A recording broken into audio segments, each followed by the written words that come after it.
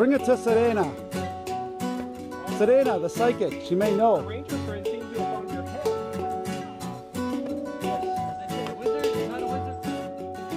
Greetings, LarpCraftians. In this little tutorial, we are going to do a review on the chess system and how to convert currency and transfer it.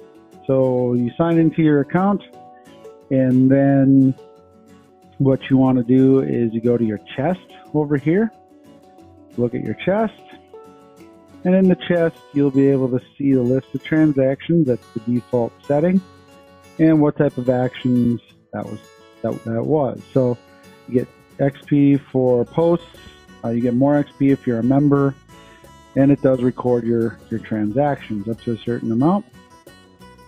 The valuables that are over here are going to be your XP, coin, silver, gold, and gold bars.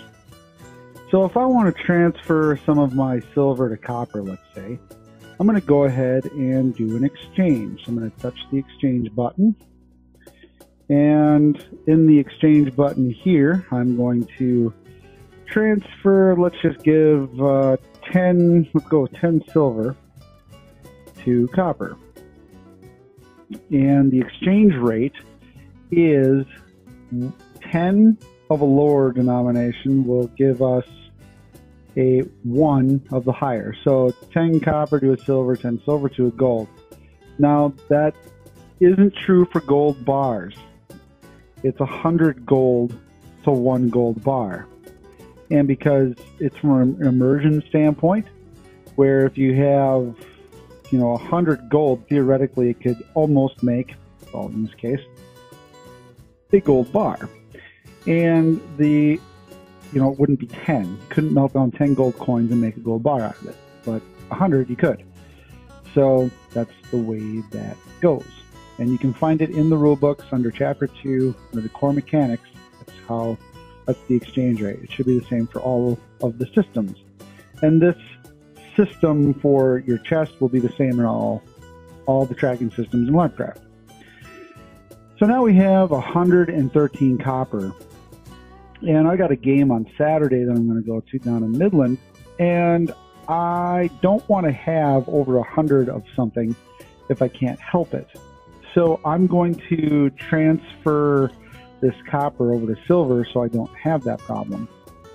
And so what I do, if you transfer 10 copper to a silver and do the exchange, you'll see how that works. It gives me 1 more silver and takes away a few 10 copper. So I'm going to go ahead and do that with 50 copper and change that over to silver so I don't have such a high count. And now I have 19, 53, and 20. Be careful if you are going from a low denomination. Let's say I did 12. That is not a 10, so you're going to have a tenth of something or a hundredth of something, depending on how you do it. And so, you're going to have a point of something. And if you do that at a game, they're not going to issue you a tenth of a silver. They're just not going to issue a silver. So you're going to be out that money if you do that. And then you have to exchange it backwards if you do it. So only exchange in tens when going from copper to silver, silver to gold, whatever. And that will work.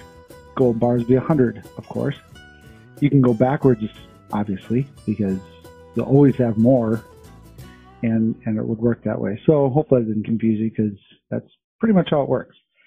Now let's talk about the transfers. If we jump on transfers here, I'm going to go ahead and give Keldor, my good cleric friend, 1 silver. And I'm just going to go ahead and say, thanks for saving my life at last game. Here is a silver. So I'm tipping him for helping me out at the last game. And you can do that with XP, copper, silver, gold, whatever. You can just do the transfer. So then Keldor is going to get 1 of my silver. Great way to show it. Now, experience points, if you're going to be applying for a skill, you would send it to the Skills Training Center. And for whatever amount it is, and then you put in the code.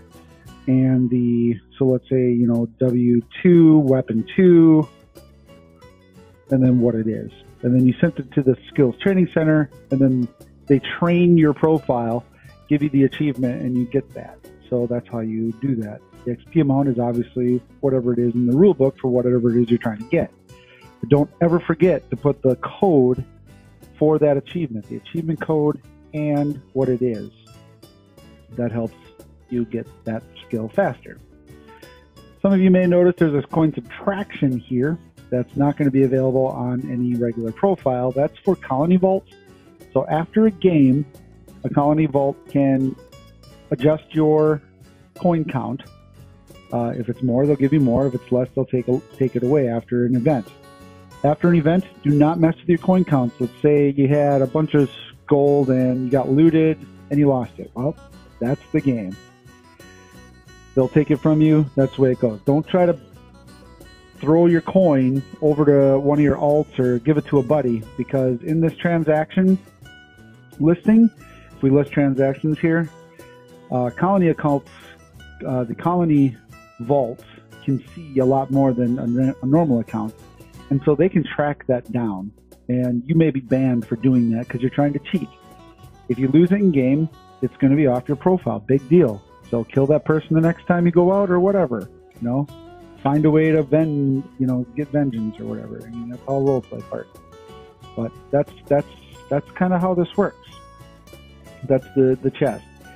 And the colony vaults will give you, you'll see stuff in your transaction list when they give you experience and coin from your last game, depending on what it is you did at that game. So colony vaults have a total control over issuing XP for whatever events they do, practices, games, what have you. If you have any questions on how a chest works otherwise, or you have any other additional questions, please go ahead and give us a jingle in the scrolls or in any of the, let one of your elders know they can help you out. This has been a tenant. See you in the game.